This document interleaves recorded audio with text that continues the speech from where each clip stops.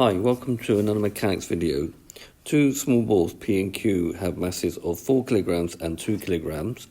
The balls are attached to the ends of a light, inextensible string which passes over a small pulley. P is held at rest on a rough horizontal surface and Q hangs vertically below the pulley at a height of 4 meters above the horizontal floor. The string is taut. A horizontal force of 36 newtons acts on the left of P.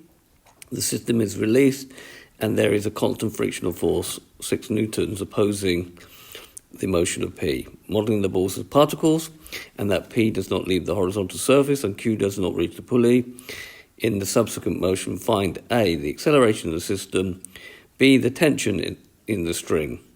When the balls have been in motion for 0.75 seconds, the string breaks. Find the additional time that elapses until Q hits the floor. So what we're going to have a force to the left of this, so therefore there will be a frictional force here. So the first step would be to in fact draw a force diagram.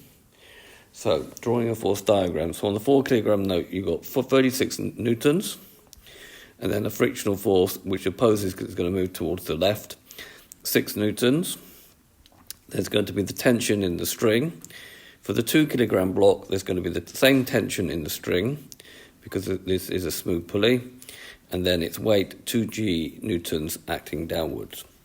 The next step is to obviously put in the acceleration moving that way. Next step would be to write down the equations of motion.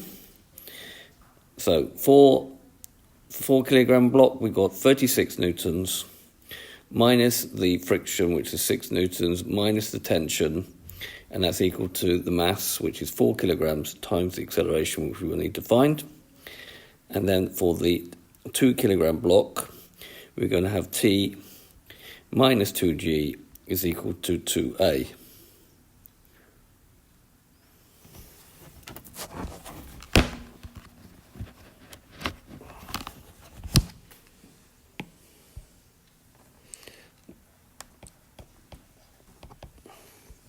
Right, so if we now resolve these by adding them together, so 1 plus 2, that will have the effect of eliminating the t's. We're going to have 36 minus 6, which is 30, minus 2g, and t's will cancel out, and then we're going to have 6a. And then that very easily we can find a by doing 30 minus 2g over 6. On our calculator, A will become 1.73 recurring meters per second squared. To find the tension, we just substitute back into 2. So T minus 2G is going to be 2 times 1.73 recurring. Don't put in an answer here rounded off. And therefore T will be 2 times 1.73 recurring plus 2G, which will give you 23.06 recurring, which we'll write 23.1 newtons. Okay, so when the ball's been in motion for 0.75 seconds, the string breaks, and find the additional time that elapses until Q hits the floor. We know the acceleration is 1.73 recurring. So after 0.75 seconds, the ball Q has risen a further, and using S is equal to ut plus a half at squared, we're going to have it was at rest to begin with, so 0 times t plus a half times our acceleration not rounded off, times 0.75 squared, which will give me 0.4875. And then we'll be moving with a velocity using v is equal to u plus at, so it'll be v is equal to u plus 1.73 recurring times 0.75. So that will give me 1.3 meters per second. The height of the Q above the ground when the string breaks will be therefore 4, because it was originally 4 meters above the ground, plus 0.4875, which gives me 4.4875 meters.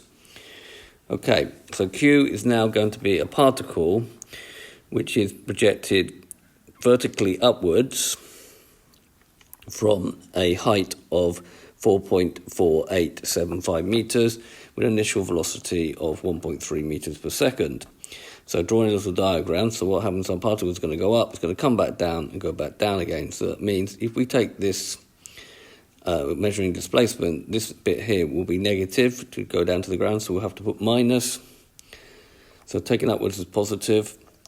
We'll have to put so using S is equal to U plus half AT squared, we're going to have a minus 4.4875 is equal to our U, which is going to be 1.3 times T minus a half of, now the acceleration in this part will be gravity, G T squared minus, because gravity is obviously acting downwards.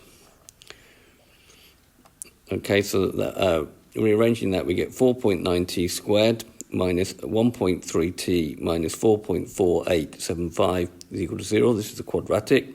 4.9 comes half of 9.8. So using the solver on the calculator, you're going to get two values of T minus 1.833 seconds. That would have been the time if we've launched it from the ground, so we can't go back in time. Or T will be 1.098787, which rounded off will be 1.099 seconds. Okay, so it's been a video to show you how to use connected objects and then use some kinematics to find some further information. So the final time lapse will be that after the string breaks. In the notes of this video, you'll find a link to my website where you'll find loads of videos, and maybe you can, to help you with A-level maths, and maybe you can consider subscribing to my channel. Thank you very much for watching.